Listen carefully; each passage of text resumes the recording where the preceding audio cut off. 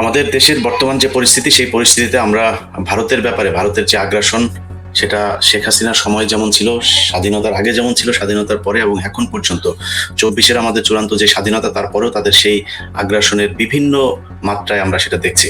সেক্ষেত্রে আমাদের এই সেনাবাহিনীর কতটুকু শক্তি বাড়ানো দরকার, সক্ষমতা কতটুকু আছে আমাদের, এবং চ্যালেঞ্জ কি কি, আমরা যদি ভারতের সাথে আসলেই একটা প্রতিযোগিতামূলক সম্পর্কে যেতে চাই, সেই ক্ষেত্রে আমাদেরকে কি কি করণীয়, সেই বিষয়গুলো নিয়ে আজকে আলোচনা হবে। আমার সাথে তিনজন সামরিক কর্মকর্তা আছে। আমি নাম আর বলছি না, আপনারা সবাই চেনেন তাদেরকে। প্রথমে আমরা চলে যাই সোজা lieutenant colonel Hasinur Rahman sir, আপনার কাছে। হাসিনুর রহমান বীর প্রতীক, আপনি জানেন কি কি হচ্ছে আমাদের রংপুর থেকে শুরু করে পার্বত্য চট্টগ্রাম, এদিকে দেশের ভেতরেও নানান ধরনের ঘটনা ঘটছে।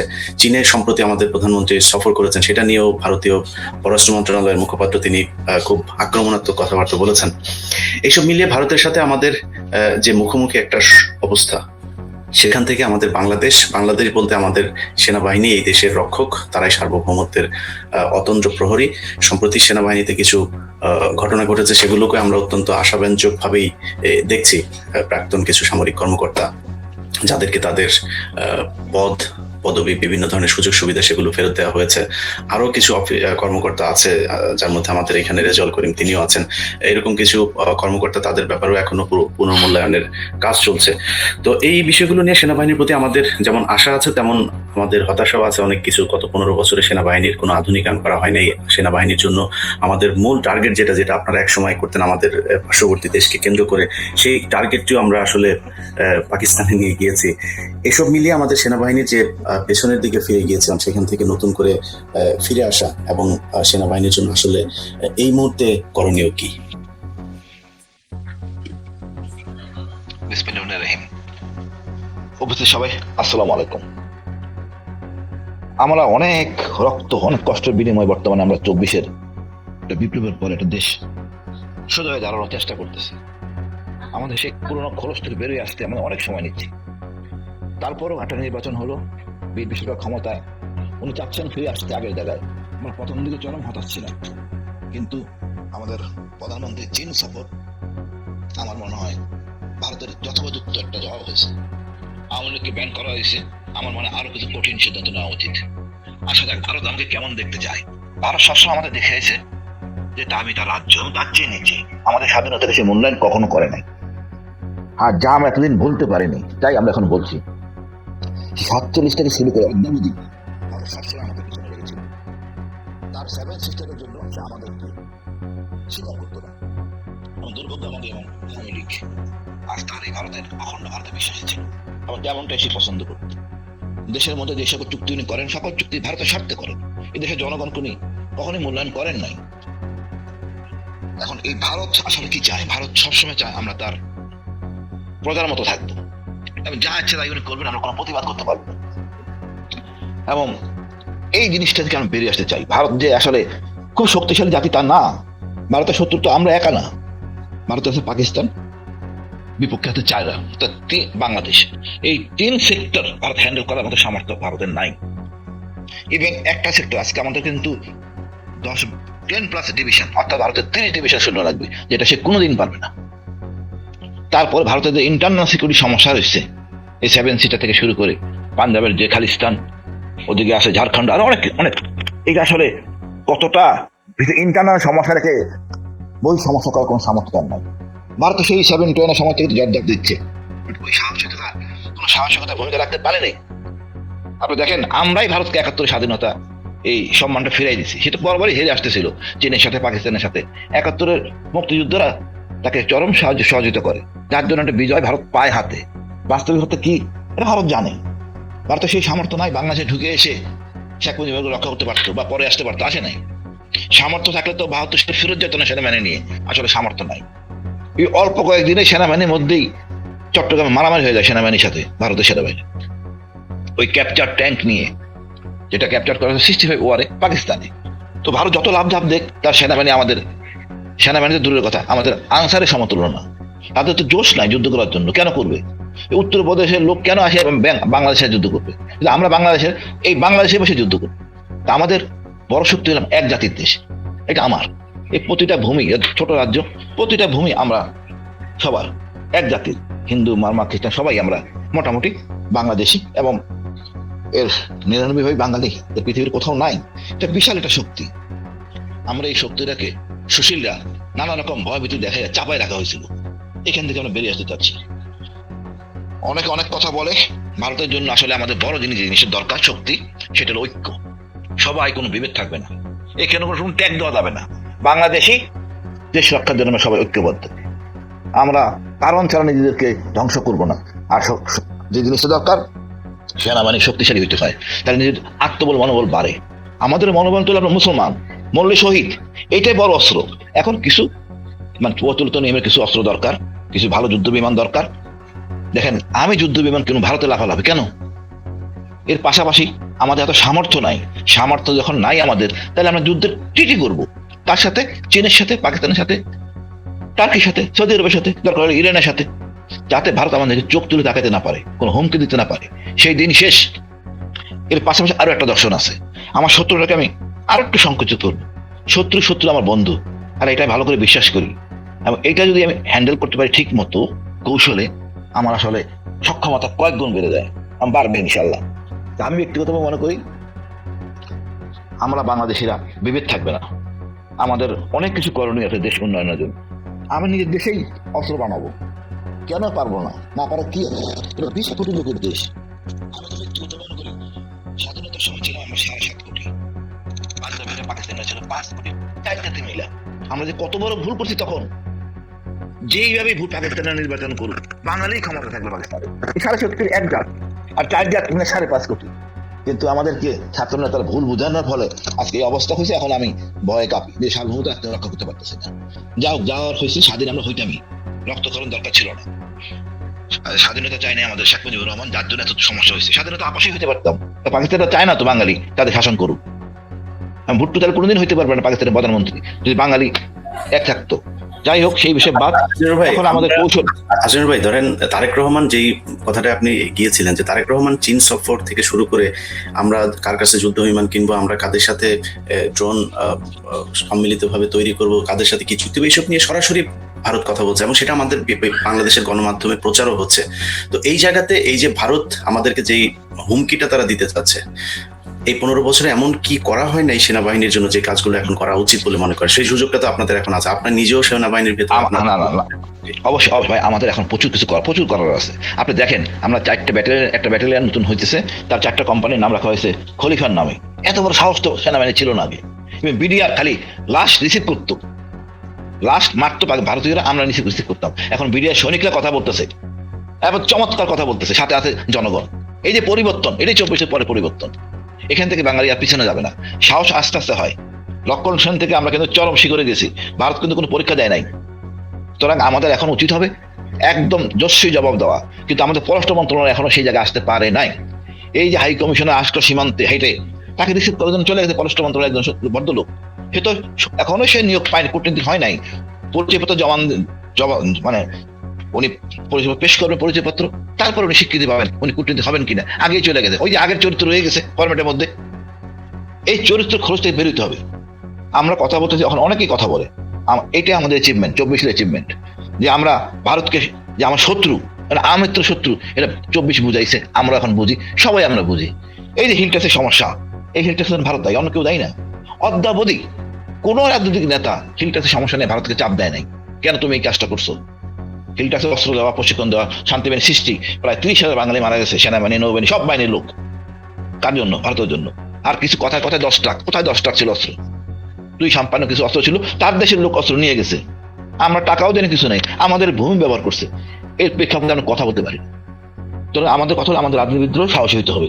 এরকম রাজনীতি চাই না, তারা কথা বলতে পারে না। আমাদের সবার কথা বলতে হবে ভারতের বিপক্ষে, এবং অস্ত্রে আমরা স্বয়ংসম্পন্ন হব, আমরা কূটনীতিকে স্বয়ংসম্পন্ন হব, আমরা সামরিক শক্তিতে অর্থাৎ সার্বভৌম রক্ষা করার জন্য আমি চুক্তি করব। সেই চুক্তি পরমাণু চুক্তি হবে পাকিস্তানের সাথে, চীনের সাথে। আলহামদুলিল্লাহ ভারত এমন সক্ষমতা আমার সাথে কিছু করবে। আর গোয়েন্দাদের কাজ হবে শত্রুকে খুঁজে বের করা, তাদের সাথে সম্পর্ক রাখা, যুদ্ধ হলে তারা আমাদের সর্বাত্মক সহযোগিতা করতে পারি, তারা যেন আমাদের করতে পারে। তাতে আমার অনেক খরচ কমে যাবে, এবং সাহসের যেটা 71 সালে হয়েছে সেটাই রিপিট হবে যদি আগামী যুদ্ধ ভারতের সাথে কখনো হয়। অর্থাৎ আমরা যে কাজটা করে দিয়েছি ভারতের, সেই কাজটা তারা আমাদের করে দিবে যদি আগামীতে কিছু হয়। আমি চাই না এই ধরনের অনৈতিক চর্চা করা, বাট ভারত যদি বাধ্য করে আমরা সবটাই করবো, কোনো ছাড় দিব না। এখন আমরা আসলে 54 বছরে আমরা ভালো নেতাও পাই নাই শহীদ জিয়া ছাড়া। এখন সময় হয়েছে, নতুন নতুন নেতা সৃষ্টি হবে, নতুন নতুন দর্শন সৃষ্টি হবে, সেনাবাহিনী ঘুরে দাঁড়াবে এবং সত্যজিৎ চিহ্নিত আমরা সকল পরিকল্পনা আগে থেকে করে রাখবো ইনশাল্লাহ। আমি ভয় পাওয়ার বিশ্বাসী না। এখন আমাদের হলে ঐক্যবদ্ধ থাকতে হবে। ছোট ছোট সমস্যা মায়ানমারের সাথে আছে, এটাও খুব বেশি সমস্যা না। তবে আমাদের বন্ধু হইতে অকৃত্রিম বন্ধু হবে চীন এবং পাকিস্তান। যে ভুলটা হয়ে গেছে পাকিস্তানের সাথে মিথ্যা ন্যারেটিভে, সেখান থেকে উঠে আসতে হবে এবং সকল সম্পর্ক পাকিস্তানের সাথে করতে হবে, যাতে আর কোনো ভেদাভেদ কিছু নাই। এটা নিয়ে আমাদের সবারই কাজ করতে হবে, ইনশাল্লাহ আমরা কাজ করব। অশেষ ধন্যবাদ ভাই, আসসালামু আলাইকুম। জি, লেফটেন্যান্ট কর্নেল ফেরদৌস, যেটা শেষ করলেন হাসিনুর ভাই, যে আমাদের সম্পর্ক হতে হবে চীন পাকিস্তান, সেই সাথে আমি মনে করি যুক্তরাষ্ট্রের সাথে ব্যালেন্স তো অবশ্যই থাকবে, টার্কির সাথে আমাদের একটা ভালো সম্পর্ক থাকবে। তো আমাদের এটা মাথায় রাখতে হবে যে বাংলাদেশ পৃথিবীতে আমাদের একমাত্র শত্রু হচ্ছে ভারত। তো সেই জায়গায় দাঁড়িয়ে আপনি নিশ্চয়ই সোশ্যাল মিডিয়াতে আমাদের, এমনকি বাংলাদেশের ভেতরে থেকেও অনেকে সরাসরি এখনো সেই একই ধরনের জুজুর ভয় দেখানো, এমনকি গণমাধ্যমে এটা করার চেষ্টা করা হয় যে পাকিস্তানের সাথে কোনো কিছু একটা হইলেই বিশাল আকারে, অথচ তাদের যেটা বললেন যে একজন কূটনীতিক রাষ্ট্রদূত, তিনি রাষ্ট্রদূত হওয়ার আগে তার মানে এই অ্যাপয়েন্টমেন্ট পাওয়ার পরে আগেই তারে রিসিভ করার জন্য আমাদের পররাষ্ট্র মন্ত্রণালয়ে যায়। অথচ পাকিস্তান থেকে আমরা এই তত্ত্বাবধায়ক মানে ইউনূস সরকারের সময় দেখেছি যে, আমি ঠিক মনে নাই কত বছর পরে যেন করাচি থেকে প্রথম জাহাজ আসে বাংলাদেশে, সেটা নিয়ে বিশাল নিউজ, মানে বিশাল, মানে ওইটার ভিতরে মনে হয় তালেবান সব অস্ত্র নিয়ে বাংলাদেশে চলে আসে, এরকম একটা হাইপ তৈরি করা হয়েছে। তো এই জায়গাগুলোতে আপনার কি মনে হয় আমাদের ভারতের সাথে এই যে অবস্থা চলছে, এটার জন্য বাংলাদেশ সেনাবাহিনীর বিশেষ করে কি কি করা দরকার? ধন্যবাদ ইলিয়াস ভাই, আপনাকে আপনার মাধ্যমে আপনার সকল দর্শকের জন্য সালাম এবং শুভেচ্ছা। আজকে একটা খুব গুরুত্বপূর্ণ দিন আমি মনে করি, কারণ আমার খুব 3টা প্রিয় ব্যক্তিত্বের সাথে আমি আজকে শুতে। প্রথমত আপনি, এবং আপনার মাধ্যমে আমি মেজর ডালিমকে সরাসরি দেখেছি, যিনি আমি বলবো যেটা, যে মেজর ডালিমকে বাংলাদেশ সেনাবাহিনীর অনেকেই খুব শ্রদ্ধার চোখে দেখে বা খুব ভালোবাসার চোখে দেখে, অন্তত আমি দেখি। এটা আমাদের স্বপ্নপুরুষ ছিল। সুতরাং এটা আপনি দেখিয়েছেন এবং আজকে আপনার সাথে প্রথম শোতে আসা, আমি নিজেকে সৌভাগ্যবান মনে করছি। দ্বিতীয় ব্যক্তিটি হচ্ছেন এখানে ব্রিগেডিয়ার হাসিন বীর প্রতীক আছেন। ব্রিগেডিয়ার হাসিন বীর প্রতীক, উনি আমাদের সেনাবাহিনীর জন্য অবশ্যই একজন অত্যন্ত সাহসী এবং অনেক অ্যাচিভমেন্ট ওনার আছে। একই সাথে আমরা যখন একেবারে কনিষ্ঠ অফিসার লেফটেন্যান্ট, সেকেন্ড লেফটেন্যান্ট সেই সময়, তখন থেকে আমরা ব্রিগেডিয়ার হাসিনকে, অর্থাৎ তখন উনি নিজেই ছিলেন।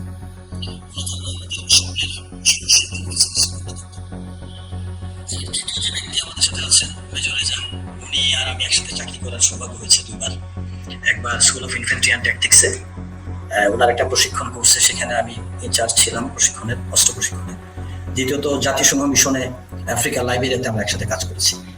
তো 3জন অত্যন্ত প্রিয় মানুষের সাথে থাকার জন্য আমি নিজেকে সৌভাগ্যবান মনে করি। যাই হোক, আমরা টপিকে আসি।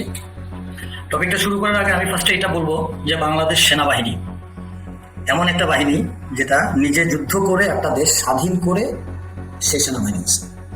এটা আপনাকে আগে ধরে নিতে হবে, আমার স্ট্রেংথ কি, আমার ঘরে আমার কি জিনিসটা আছে, এটা আগে আমাকে বুঝতে হবে। তো বাংলাদেশ সেনাবাহিনী এমন একটা বাহিনী, 1971-এ 5টা ব্যাটালিয়ন বিদ্রোহ করে, জিয়া রহমান উই রিভোল্ট বলেন, আমরা যুদ্ধ শুরু করি এবং তারপরে আমরা একটা অর্গানাইজড আর্মি তৈরি করি। আমরা সেক্টর প্রথমে 4টা ছিল, তারপরে 9টা, তারপর 13টা সেক্টর, 3টা ফোর্স হয়, Z force, K force, S force, এগুলো দিয়ে আর্মিটা তৈরি হয়। সুতরাং আমরা ওইরকম একটা আর্মির ঐতিহ্য আমরা বহন করি। আমরা ডাইনিং টেবিলে বসে এইপার ওপারে আলোচনার মাধ্যমে যে সীমানা তোমার সীমানা আমার, এভাবে আমরা একটা স্বাধীন করা দেশ না, বা এরকম একটা আর্মি না। সুতরাং এইটা হচ্ছে প্রথম কথাটা। আমি ইন্ডিয়ার ব্যাপারে, আমি ভারত দিয়ে বলবো না, because I like choose this word India. ইন্ডিয়ার ব্যাপারে আমি বলবো যে ইন্ডিয়া আমাদের সাথে কখনো বন্ধু ছিল না। যতই আমরা বলি প্রাণের বন্ধু, যতই আমরা বলি পরীক্ষিত বন্ধু, যতই আমরা স্বামী স্ত্রী সম্পর্ক বলি, আমাদের আগের কিছু দালাল যেগুলো বলে গেছে, যতই আমরা বলি যে ইন্ডিয়াকে যা দিয়েছি সারা জীবন মনে রাখবে, ইন্ডিয়া যদি মনে রাখতো তাহলে হাসিনা চলে যাওয়ার পরে ইন্ডিয়া গজলডোবা ড্যামের পানি ছেড়ে দিয়ে আমাদের ডুবাতো না, রিকশাওয়ালার আন্দোলন করতো না, আনসারের আন্দোলন করতো না, তত্ত্বাবধায়ক সরকারকে ডিস্টার্বে ফেলাতো না। আমাদের সম্মানিত প্রধানমন্ত্রী চায়নাতে যাবেন, কি এজেন্ডা নিয়ে যাবেন, কিভাবে কথা বলবেন, এগুলো নিয়ে নাক গলাইতো না। বাংলাদেশ ফাইটার প্লেন কিনবে কি না কিনবে এটা নিয়ে কথা বলতো না, পরীক্ষিত বলতো। সো এখন আমি উল্টা দিক দিয়ে যাচ্ছি। উল্টা দিক দিয়ে গেলে আমরা যদি প্রথমে যাই, ইন্ডিয়া 1971 ইন্ডিয়া কেন আসছিল আমাদেরকে হেল্প করতে? ইন্ডিয়া 1971 অ্যাবসলিউটলি আসছিল বিকজ ইন্ডিয়ার মাঝখানে পাকিস্তান ছিল। দুই সাইডে ইন্ডিয়া, মাঝখানে পাকিস্তান, অর্থাৎ ইস্ট পাকিস্তান, যেটা আমরা বাংলাদেশ। এই জিনিসটাকে ইন্ডিয়া চাচ্ছিল কোনোভাবেই যদি পাকিস্তান থেকে আলাদা করা, কিন্তু পাকিস্তানের সাথে ওরা কোনোদিনই পারে নাই। 1948 ওরা পারে নাই, 1965 ওয়ারে ওরা পারে নাই। তো ওদের একটা অটোমেটিক্যালি ওরা চাচ্ছিল যে পাকিস্তানটাকে ওরা ভেঙে দেবে। পাকিস্তানটাকে ভেঙে দিলে একটা সাইড দুর্বল হয়ে গেল, আর একটা সাইডকে পরে আস্তে ধীরে আমি অজগর সাপের মতন গিলে গিলে খাবো। সো দ্যাট ওয়াজ ইন্ডিয়ার প্ল্যান।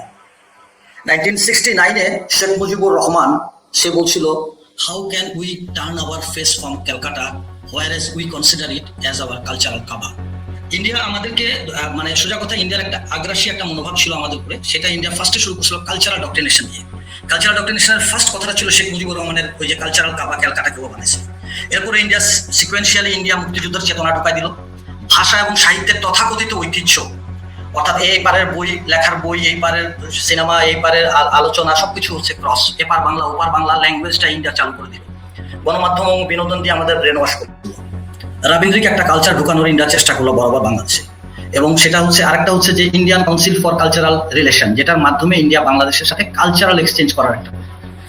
সিমিলার ওয়েতে ইন্ডিয়া চলে গেল হচ্ছে তার ডিপ্লোম্যাটিক কিছু ইয়েতে, যেটা আমরা এগুলো নিয়ে আমরা এত বড় জিনিস যেগুলো নিয়ে আমরা যদি কথা বলতে চাই তাহলে অনেক ইয়ে হবে। প্রতিটা জায়গায় ইন্ডিয়া বাংলাদেশকে সাবজুকেট করার চেষ্টা করছে। ডিপ্লোম্যাটিক্যালি যাই আমরা, ইকোনমিক্যালি যদি যাই সেখানে আমরা বাণিজ্য বৈষম্য, অ্যান্টি ডাম্পিং শুল্ক, তারপরে নেপাল ভুটানে আমরা পণ্য পাঠাতে পারবো না, সুতা তুলা ইন্ডিয়া থেকে নিতে হবে, স্থলবন্দর নিয়ে প্রবলেম। এরপর চায়না ফ্যাক্টর, চীনের সাথে আমাদের সম্পর্ক কেমন হবে, তিস্তা ব্যারাজ নিয়ে কি হবে না হবে, সব জায়গায় ইন্ডিয়া তার প্রেসক্রিপশন দেওয়া। দেন আমরা যদি যাই আমাদের পানি সমস্যা, তাহলে 53টা হচ্ছে আমাদের ট্রান্স বর্ডার রিভার আছে, সেখানে যে ইন্ডিয়া 1975-এ ফার্স্ট আগ্রাসন শুরু করলো ফারাক্কা ড্যাম দিয়ে।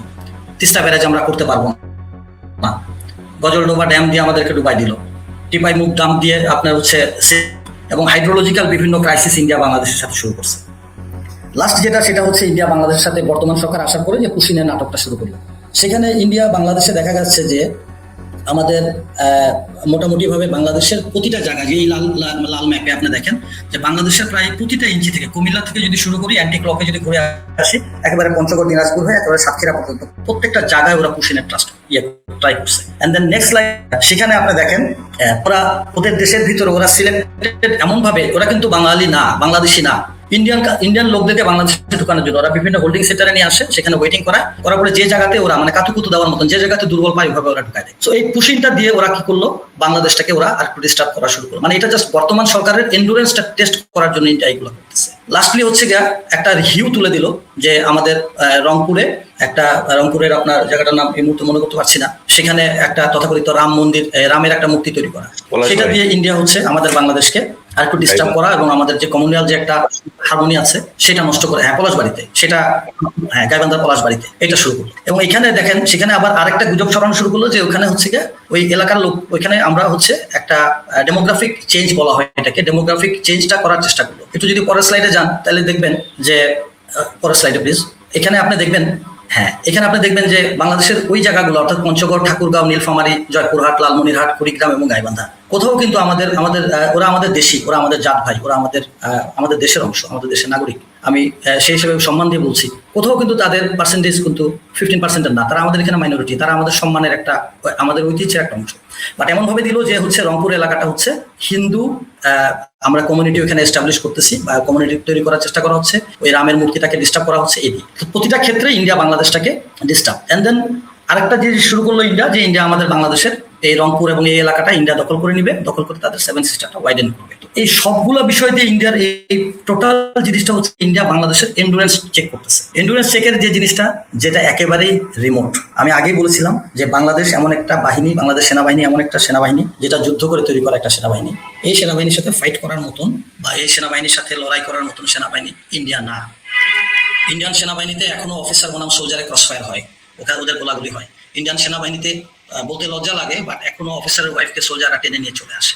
ইন্ডিয়ান সেনাবাহিনী এমন একটা নোংরা সেনাবাহিনী যে সেনাবাহিনীতে this is not an organised army. আমি এত গভীর হতে চাচ্ছি। তো এইরকম একটা সেনাবাহিনীর পক্ষে কখনোই বাংলাদেশের মতন একটা দেশ, যেখানে দেশপ্রেমিক জনগণ আছে, যেখানে বাংলাদেশে একটা সবচেয়ে বড় শক্তি বাংলাদেশ সেনাবাহিনী আছে, সেটাকে দখল করা সম্ভব না বা সেটার সাথে চোখ তুলে তাকানো সম্ভব না। বাট ইন্ডিয়া তার 7 সিস্টারকে টিকায় রাখার জন্য ইন্ডিয়া মাইট ডু সামথিং। অর্থাৎ ওয়াইডেনিং দি শিলিগুড়ি করিডোর। এটা ইন্ডিয়া বিভিন্ন জায়গায় ইন্ডিয়া বলে আসছে, এটাকে শিলিগুড়ি করিডোর বলে। এখন এটা কমনলি চলে আসছে চিকেন নেক বলে। মানুষ অ্যাকচুয়ালি চিকেন নেক না, অ্যাকচুয়ালি এটা শিলিগুড়ি করিডোর হিসাবে স্ট্র্যাটেজিক্যালি এটা পরিচিত। তো এই জিনিসটা যদি ইন্ডিয়া করতে যায় তাহলে সেই ক্ষেত্রে ইন্ডিয়াকে তার ফোর্স ডিপ্লয় করতে হবে। তার ফোর্স ডিপ্লয় করতে যায়, আপনি দেখেন ইন্ডিয়ার যদি আমরা 15 লাখ সেনাবাহিনী ধরি আর ইন্ডিয়ার সেনাবাহিনী ধরি, ওরা 13, আমরা হচ্ছে 1, সেই হিসাবে আমাদের পারার কথা না স্ট্র্যাটেজিক্যালি, মানে বুকিশ কথা যদি ধরি। কিন্তু এটাকে যদি আমরা ধরি, ইন্ডিয়া তার ফোর্স ডিপ্লয় আছে পাকিস্তানের এগেনস্টে, চায়নার এগেনস্টে, ইন্ডিয়া তার ইন্টারনাল সিকিউরিটির কারণে ইন্ডিয়ার ফোর্স আছে। সেই হিসাবে বাংলাদেশের ক্ষেত্রে ইন্ডিয়া বড় জোর 3 থেকে 4 লাখ ট্রুপস তারা ফ্রি করতে পারবে, যেটা দিয়ে বাংলাদেশের মতন একটা দেশকে দখল করা সম্ভব। ইন্ডিয়া রিসেন্টলি শিলিগুড়ি করিডোরকে স্ট্রেংথ করার জন্য, আমরা যেন কোনো কাউন্টার প্রোডাক্টিভ কিছু না করি, এই জন্য ইন্ডিয়া তার শিলিগুড়ি করিডোর এলাকাতে 3টা নতুন মিলিটারি বেস তৈরি করছে। সেই মিলিটারি বেসগুলা আপনার আমাদের একটা হচ্ছে চোপড়াতে, যেটা ওয়েস্ট বেঙ্গলে, একটা হচ্ছে বামুনিতে, যেটা হচ্ছে আসামে, আর একটা হচ্ছে বিহারে, যেটা হচ্ছে কিষানগঞ্জ। এটার টোটাল ইয়েটা হচ্ছে যে বাংলাদেশকে একটা চাপের মধ্যে রাখা, এবং বাংলাদেশ যেন কোনোভাবে চায়নার সাথে যে বা অন্য কোনোভাবে যেন বাংলাদেশ শিলিগুড়ি করিডোরটাকে যেন কেটে দিতে না পারে। মূল মুদ্রা কথাটা হচ্ছে এখানে একটা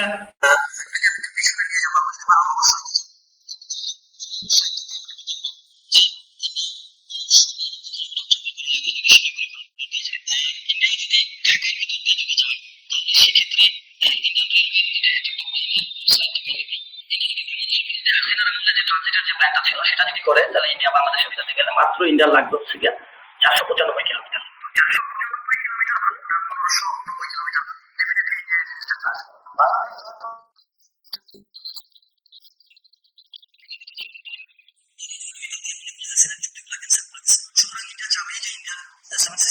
মোবিলাইজেশন বা তার অন্যান্য লজিস্টিক্স পাঠানোর জন্য ইন্ডিয়া যাবে, যার 7 সিস্টেমটাকে ওয়াইডেনিং।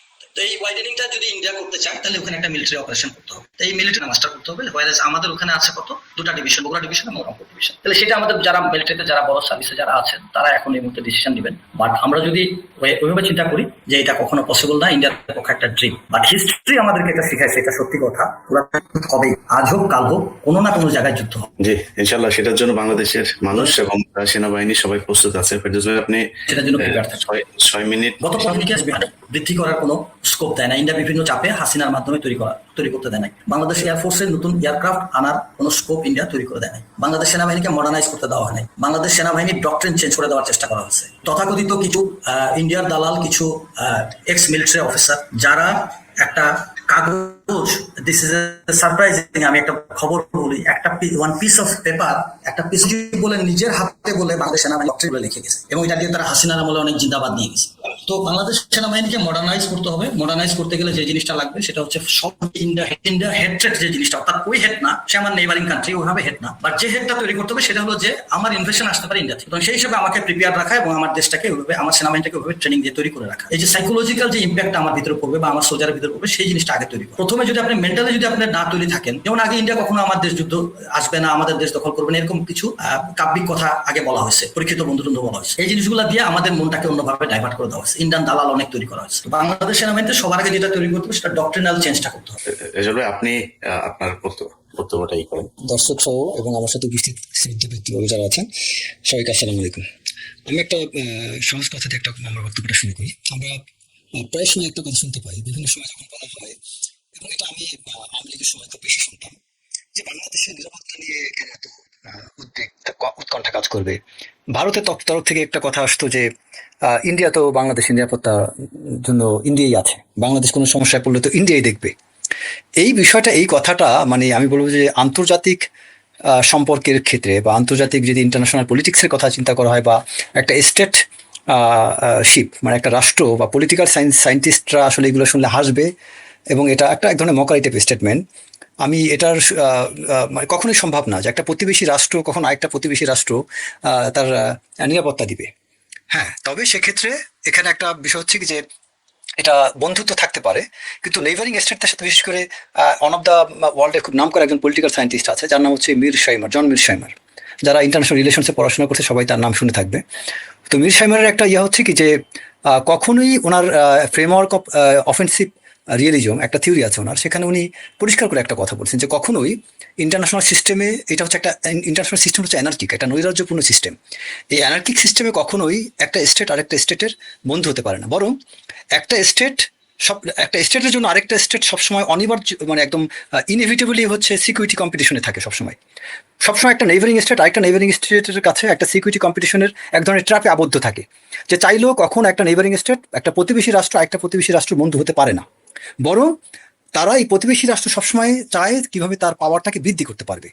এবং এই স্ট্রাকচার এমনভাবে তৈরি করা যে তারা এটা একটা unpredictable nature of global system, যেখানে সবসময় গ্রেট পাওয়ারগুলো চায় তার কন্টিনিউয়াসলি তার পাওয়ারটাকে ম্যাক্সিমাইজ করতে, এবং তারা সবসময় তারা এক ধরনের অ্যাগ্রেসিভ এক্সপানশনের দিকে যায়। সবসময় তারা অ্যাগ্রেসিভ এক্সপানশন করতে চায় কি জন্য? টু এনশিওর তার ওন সার্ভাইভাল অ্যান্ড সিকিউরিটি, নিজের অস্তিত্ব, নিজের সিকিউরিটি, নিজের নিরাপত্তার জন্য সবসময় তারা এক্সপানশন দিতে যায়। তারপর আরও একটা কথা আছে যে স্টেটগুলো সবসময় সেলফ ইন্টারেস্টটা দেখবে, নিজের স্বার্থ দেখবে, কখনোই কোনো স্টেট নিজের স্বার্থের বাইরে যাবে না। এই জায়গায় কিন্তু ভারত এই জায়গায় ঠিক আছে, আপনি ইন্ডিয়াকে গালি দিতে পারেন, বাট একটা জায়গায় ইন্ডিয়াকে অ্যাপ্রিসিয়েট করতে হবে তার নিজের রাষ্ট্রের ক্ষেত্রে। সেটা কিরকম? ইন্ডিয়া কিন্তু নিজের ইন্টারেস্টটা সে নিজে দেখতেছে, বাংলাদেশ কিন্তু নিজের ইন্টারেস্ট নিজে দেখছে না। আপনি বাংলাদেশ যদি ইন্ডিয়ার জায়গায় হইতো তাহলে বাংলাদেশ কি খুশি হইতো যে তার পাওয়ার বাড়ানোর জন্য সে যা যা করছে সব ঠিক আছে, কিন্তু আমরা বাংলাদেশিরা কখনো এই জিনিসটা আমরা বুঝি না। আপনি খেয়াল করে দেখেন যে আমরা যদি ইন্ডিয়ার সাথে একটা স্বাধীন রাষ্ট্র হিসাবে আমরা যদি মাথা উঁচু করে দাঁড়িয়ে কথা বলতাম, তাহলে কিন্তু এই যে আজকে দেখেন কত 2-3 বছর 1.5 বছর আমাদের ভিসা বন্ধ ছিল। বাংলাদেশের প্রধানমন্ত্রী যখন চায়না গেল, চায়না ভিজিটের পরেই দেখেন আমাদের ভিসাটা খুলে দিল। তার মানে বিষয়টা কি দাঁড়াইলো? একটা রাষ্ট্র যখন অন্য একটা রাষ্ট্রের সাথে সোজা হয়ে দাঁড়ায়, যখন সে বুঝিয়ে দেয় যে তুমি আমাকে কিছু দিলে আমি তোমাকে দেবো, if you don't give me I am not going to pay you, এই জিনিসটা যখন একটা রাষ্ট্র একটা প্রতিবেশী রাষ্ট্রকে বুঝাতে পারে, তখন কিন্তু তার পাওনাটা সে ঠিকই পায়। আরেকটা হচ্ছে যে একটা রাষ্ট্রের ক্ষেত্রে পাওয়ার শব্দটা, পাওয়ারটাকে আন্তর্জাতিক সম্পর্কের ক্ষেত্রে পাওয়ারের দুইটা টাইপ অফ পাওয়ার থাকে, একটা হচ্ছে হার্ড পাওয়ার, একটা হচ্ছে সফট পাওয়ার। এই যে কিছুক্ষণ আগে ফেরদৌস স্যার একটা কথা বলছিলেন যে যে বিষয়টা যে ভারত যেভাবে বাংলাদেশের সাথে যে কাজগুলো করছে, এই ম্যাক্সিমাম জিনিসগুলো দেখেন ভারত কিন্তু হার্ড পাওয়ার অ্যাপ্লাই করছে না, ম্যাক্সিমাম বাংলাদেশের সাথে সফট পাওয়ার অ্যাপ্লাই করতেছে। বর্তমান বিশ্বে কিন্তু হার্ড পাওয়ারের চেয়ে সফট পাওয়ারের ইনফ্লুয়েন্স অনেক বেশি। আর বাংলাদেশের মতো রাষ্ট্রের জন্য আমি মনে করি সবচেয়ে বড় ঘাটতি এই জায়গাটাতে। বাংলাদেশ কখনো হার্ড পাওয়ারে, হ্যাঁ মিলিটারি বিশেষ করে আর্মির দিক থেকে বাংলাদেশ অনেকটা ভারতের সাথে পেরে উঠতে পারে, কিন্তু এয়ার সুপ্রিমেসিতে ভারতের ধারে কাছে দাঁড়াতে পারবে না। পাকিস্তানের যেটা আছে, আমাদের এয়ারফোর্স অনেক দুর্বল। বর্তমান ওয়ার্ল্ডে কিন্তু সবচেয়ে বেশি পাওয়ারফুল তারাই যাদের এয়ার সুপ্রিমেসিটা অনেক স্ট্রং, যে কারণে বাংলাদেশের প্রধানমন্ত্রী যখন চায়না যায় তখন দেখবেন ভারতের মারাত্মক একটা উদ্বেগ তৈরি হয়েছিল। কারণটা কি? কারণ ওই আপনার এয়ার ফাইটিং জেটগুলো যদি বাংলাদেশে আনা হতো, এটা পুরো সাউথ এশিয়ার মধ্যে বাংলাদেশ একটা পাওয়ারফুল স্টেটে পরিণত হতে পারতো। বাংলাদেশ এয়ার সুপ্রিমেসিতে একটা অনন্য দৃষ্টান্ত স্থাপন করতে পারতো যদি এই চায়না থেকে এই এয়ারক্রাফটগুলো বাংলাদেশ আনতে পারতো। এবং যে কারণে এটা পুরো শুধু ভারত না, পুরো south Asia, south east Asia এই অঞ্চলটায় বাংলাদেশ একটা অনন্য উচ্চতা চলে যেত।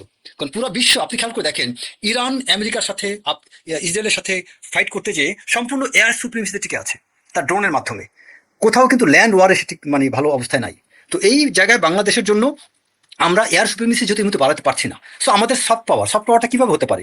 বাংলাদেশের জন্য এই মুহূর্তে সবচেয়ে বড় সফট পাওয়ার হচ্ছে আপনার state to state relationship, balance of power নীতি মেনটেন করা। সিকিউরিটি ডিলেমার মধ্যে যখন থাকে তখন কি করে, একটা স্টেট আরেকটা স্টেটের সাথে বিভিন্নভাবে হার্ড পাওয়ার বৃদ্ধি করে অথবা সফট পাওয়ার বৃদ্ধি করে। তো বাংলাদেশ ভারতের সাথে যে ধরনের সিকিউরিটি ডিলেমার মধ্যে আছে, এই জায়গাটায় বাংলাদেশের উচিত এখন এককভাবে চায়নার প্রতি নির্ভরশীল না হওয়া, এককভাবে পাকিস্তানের প্রতি নির্ভরশীল না হওয়া। বাংলাদেশের উচিত এখন আবার বাংলাদেশের এটা উচিত হবে না ভারতকে শত্রু বানানো। বাংলাদেশের উচিত হবে সবার সাথে সুসম্পর্ক রাখা। এখন ভারত চায়না বলে আপনি চায়নার সাথে সম্পর্ক রাখবেন না, ভারত চায়না বলে পাকিস্তানের সাথে সম্পর্ক রাখবেন এটা না। আবার ভারতের সাথে বন্ধুত্ব মানে এই না যে আপনি তাকে সব দিয়ে স্বামী স্ত্রীর সম্পর্ক বানায় ফেললেন। বন্ধুত্ব মানে হচ্ছে তুমি আমাকে এটা দেবে, আমি তোমাকে ওটা দেবো। তুমি আমাকে কালচারালি তুমি আমার থেকে এটা নিবে, আমি তোমার কাছে কালচারালি এটা নেবো। তুমি আমাকে এই ধরনের সাপোর্ট দেবো, তোমাকে ওই ধরনের সাপোর্ট দেবো, and that should be rational. এখন আপনি তাকে দিবেন বাংলাদেশের হার্টের ভিতর দিয়ে, হৃদয়ের মাঝখান দিয়ে আপনি রেল লাইন দিবেন, আবার আপনি তার থেকে আপনার তিস্তা আনতে পারবেন না, আপনি ফারাক্কা আনতে পারবেন না। আপনি তাকে করবেন কি, সামান্য ওই ভারত থেকে সামান্য কয়েক আপনার কি বলে টন আপনি তেল নিয়ে আসলেন। এখন কয়েক হাজার টন তেল আর একটা করিডোর দেওয়া এক জিনিস না, কয়েক হাজার টন তেল আর আপনি ওই মোংনাপুর দিয়ে তো এক জিনিস না। আমার সেটা রেশনাল হইতে হবে যে আমি তাকে যে ভ্যালুটা দিচ্ছি ইকুয়াল ভ্যালু আমি বাংলাদেশে আনতে পারছি কিনা। এই জায়গাটাতে আমাদের অনেক বড় ঘাটতি। এবং বাংলাদেশের যারা এখন পররাষ্ট্র বিশেষ করে মন্ত্রণালয়ের দায়িত্বে আছেন, আমাদের হুমায়ুন কবির, উনি যথেষ্ট আমি মনে করি খুব একটা অভিজ্ঞ না হলেও উনি যা পারফর্ম করছেন আমি ব্যক্তিগতভাবে অত্যন্ত খুশি। যে আমার সত্যি কথা এক্সপেকটেশন খুবই কম ছিল তার সম্পর্কে, বাট আমি দেখলাম সে ভালো কাজ করতেছে। সো সাহস নিয়ে যদি আমাদের অভিজ্ঞতার চেয়ে বেশি দরকার এই যে হুমায়ুনের মতো এই সাহসটা। আমার বাংলাদেশে বহু অভিজ্ঞ আছে, কিন্তু চোর বাটপার অসৎ দুর্নীতিবাজগুলো যত অভিজ্ঞ হোক লাভ নাই। আপনি আপনার 100 বছর বয়স্ক একটা অভিজ্ঞ চোরে যদি বসাতেন লাভ নাই। আমার হুমায়ুনের মতো সাহসী অনভিজ্ঞ দরকার, যার মধ্যে নীতি আছে, নৈতিকতা আছে, সৎ সাহস আছে, যে সাহস নিয়ে বুক উঁচু করে বলতে পারবে যে তুমি এটা দিবা, আমি তোমাকে ওইটা দেবো, বা তোমাকে এটা পরোয়া করার আমার সময় নেই। সো এই বিষয়গুলো আমাদের অত্যন্ত দরকার। এবং পররাষ্ট্র নীতির ক্ষেত্রে আমাদের এই ব্যালেন্স অফ পাওয়ার বা আপনার state to state relationship, diplomacy, এই জিনিসগুলো যারা ভালো বুঝে সেই ব্যক্তিগুলোকে আমাদের এখানে রাখা উচিত। আপনার আরেকটা বিষয় হচ্ছে, আমি এখানে একটা জিনিস বলি যে ভারত দেখবেন যে আপনার এই যে কিছুদিন আগে রংপুরে গাইবান্ধা যে ঘটনা ঘটলো, এখানে দেখেন এই জায়গাটাতে এত বছর শেখ হাসিনার আমলে কিছু করা হলো না। শেখ হাসিনা তাদের এত ঘনিষ্ঠ এলাই বন্ধু, তার আমলে কিন্তু এই মন্দিরের কথা মনে পড়লো না। মন্দিরের কথা মনে পড়লো কবে? এই এখন। আবার তারপর অন্তর্বর্তীকালীন সরকার, ইউনূস সরকার গেল, তাদের সময় কাজ শুরু করলো, কেউ আওয়াজ তুললো না। তার মানে ইউনূস সরকার তারও এক ধরনের মুনাফিকি বাংলাদেশের সাথে করেছে। কিভাবে? সে তারও অপেক্ষা ছিল কিছু কিছু জটিল বিষয়গুলো পরবর্তী পলিটিক্যাল গভর্নমেন্ট, কিন্তু গণতান্ত্রিক প্রক্রিয়া যে সরকার হবে তারপর চাপাই দিবে।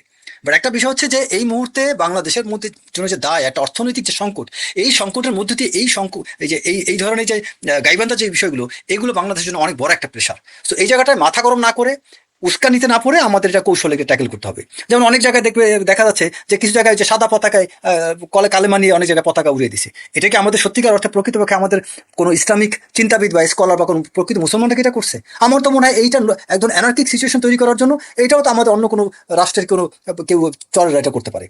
এটা বাংলাদেশের মধ্যে একটা নৈরাজ্য তৈরি করার জন্য। তো আমাদের এগুলো বুঝতে হবে যে অনেক কিছু আমাদের বাংলাদেশে ধর্মের দুর্বলতা নিয়ে অনেক কিছু কিন্তু হয়। যেমন একটা হিন্দু যদি বাংলাদেশে লা ইলাহা বা আল্লাহু আকবার বলে এক জায়গায় একটা আঘাত করে, তো মিডিয়াতে এটা ছড়া যাবে যে এখানে বাংলাদেশি মুসলমানরা আল্লাহু আকবার বলে এটা করতেছে। কিন্তু যে এটা বলে এটা করছে সে আসল মুসলমান না হিন্দু, এটাই কিন্তু আমরা জানি না। আবার আরেকটা বিষয়, বাংলাদেশে উচ্চ বর্ণের কিছু হিন্দু আছে, যে বেশি কিছু চক্রবর্তী ব্রাহ্মণ যারা, এদেরকে দেখবেন খুব অঘটনে নাই, কিন্তু মুন্নি শাহর মতো অনেক চরিত্র আছে বাংলাদেশে। এখন সব হিন্দুকে একভাবে জাজ করা যাবে না, ঢালাভাবে সব হিন্দুকে দায়ী করা যাবে না, কারণ আমাদের দেশে অনেক হিন্দু আছে সমস্ত কিছু পরে এই দেশ ছেড়ে যায়। আবার আরো একটা ইতিহাস আমি বলি, 47-এ যখন ভারত পাকিস্তান বিভক্ত হয়, 52 বা 53 সালের দিকে